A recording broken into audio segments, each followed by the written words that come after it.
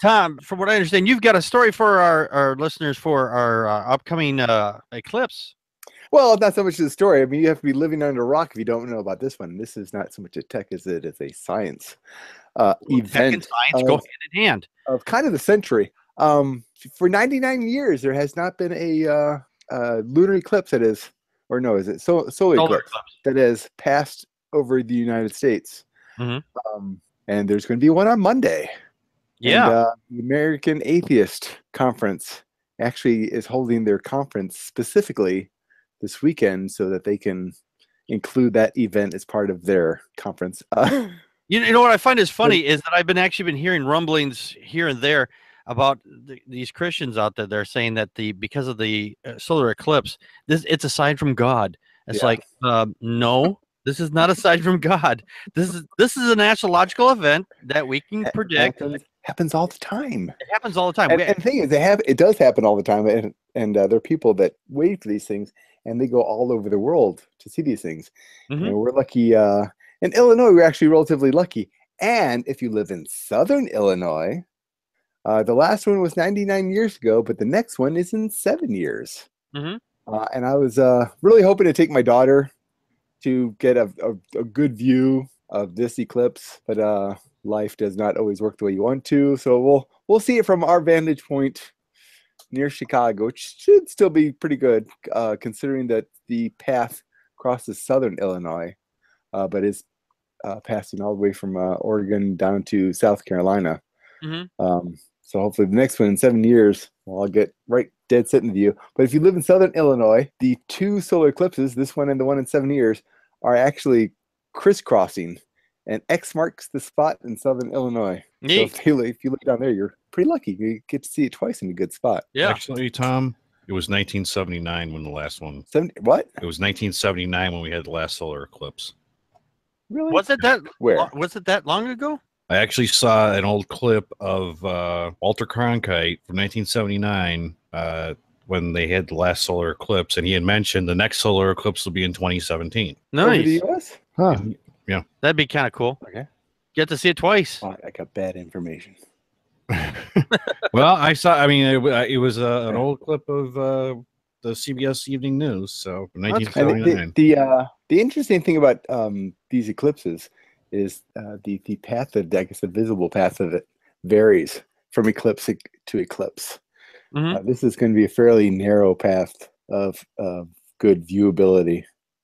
If you're familiar with the YouTuber Thunderfoot, yes, he's supposed to be finding a high altitude spot, and he's going to film this eclipse to show the path, how the shadow. You know, I was thinking about the eclipse the other day, and I was just kind of curious, how fast does it actually travel across from one part of the when it hits the coast to, because it's coming from the west coast, and it's going to be traveling down through to the south coast, or the southeast coast. I was wondering, how fast is it actually traveling across the nation? So I was just wondering. Actually, that's a good question. I'd like to know once it hits Oregon, and how long before it hits South Carolina. Right. Yeah, I don't know. They said it's only going to be here in Illinois for a few minutes, like 3 to 4 minutes. So I mean, I don't know. I don't exactly know, but. So I was wondering if someone got into a car and they drove and they could follow along the path, so if you could keep up with it. I was just wondering if you could actually keep up with it, you know. That's a math question. Yeah. But also you got to figure if it's going to start in like Oregon, they're 2 hours behind us. And then to South Carolina, that's actually 3 hours. So there's going to be a 3 hour difference in time. Yeah. As I understand it, they are actually launching a couple. Some places are actually having jets kind of follow along with it. So, like, I'm not sure which company it was. I saw it on the news or something, and I only got a few minutes of it before it changed to something else. But they're going to be launching some jets that people are like roaming around in, so they could like observe it from the jet, I guess. So I was like, well, maybe you have to take a jet to follow it because it's going that fast. Now, while this is a solar eclipse, which is really super cool, I like the lunar eclipse. Oh, I've seen those. I know a lot of flat earthers, and I like pointing out to them, isn't it funny how every lunar eclipse, the shadow of the Earth is always round. What are the chances that it never gets the edge? Well, that's the all right. The only problem with that is they keep thinking that, well, because they think the Earth is flat, and they also think it's the size of a dinner plate. So because if it's a well, not the size of it, but the shape of a dinner plate, I should say, because it's the shape of a dinner plate, that makes it easy to explain why the curvature is there or across the moon or the other way around. So. They have always some kind of weird explanations. So I'm in Vermont, so am I not going to be able to see this? Probably not. You're going to have a very you probably get a partial eclipse, but you won't get the full. Son of a bitch! I'm always missing the cool. Yeah. And one thing to point out for anyone that might be listening tonight, if you've got glasses, make sure they are NASA approved glasses. Yeah, NASA actually put out a statement saying there's a lot of glasses that people are selling that are not dark enough. Right. Because if you're going to look at this sun, you want some very, very like crazy dark glasses. Right. Now you can get welder's glasses, but they have to be welder's glasses number 14 or higher, not lower. Anything lower than that, and you could still burn out your eyeballs, because what I understand, I've been watching some videos on this.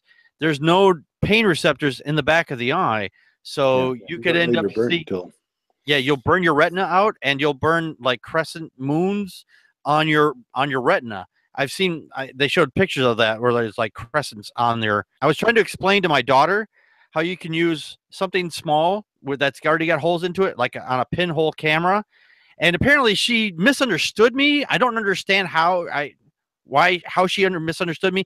Apparently she thought if I take a cracker and I hold it up to the sun, I can look through the cracker. No, I never said that. I said use the holes on the crackers or a cracker against a piece of paper, and you can use it as a pinhole camera. You just everything fits on a Ritz. Is that everything fits on a Ritz? Right. Putting on the Ritz. Yeah. Actually, Matt, you jogged my memory. Actually, I do recall back in '79, and I think I lived in Illinois then. I don't know the difference between a full solar eclipse and a partial solar eclipse. I don't know if it's position, but I think I recall the one in '79 being a partial solar eclipse. It could have been a partial one. This one's going to be a full. Right. Yeah. Eclipse. Okay. So, but I remember seeing the thing on the. Yeah, I just what Packard mentioned the pinhole camera.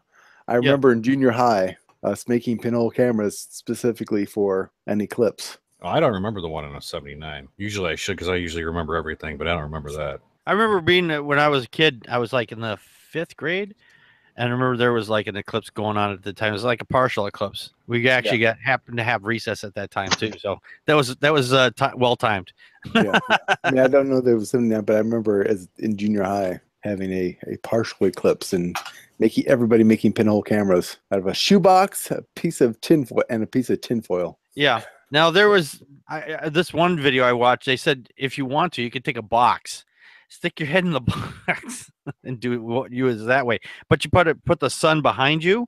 Yeah. Right? And that's what we did was the shoebox, and there was a white piece of paper on the back of the shoebox, and you cut a hole for your eye, and a hole for the tinfoil, and then you put a pinhole in the tinfoil. So because it was a dark box that you were looking at the pinhole camera for it, you were able to get a good view of it. Right. Just put a bag over your head. Just put a bag over your head. Watch the poke 2 holes in it. Yeah. Breathe deep. Well, I'm lucky our local library got a grant from NASA, so they got these proper NASA sunglasses. Public libraries across the country, I think, have gotten the glasses. I don't know if they're all given out. Oaklawn they too, Tom? Huh? Oaklawn Library has it? Yes. Oh, you have to be there at 1 o'clock. So I'm gonna get there noon because. Oh, maybe I'll show up there. Make sure. There you go. Make sure I get up there for me and my daughter. Okay, I'm sure there'll be a lot of people there.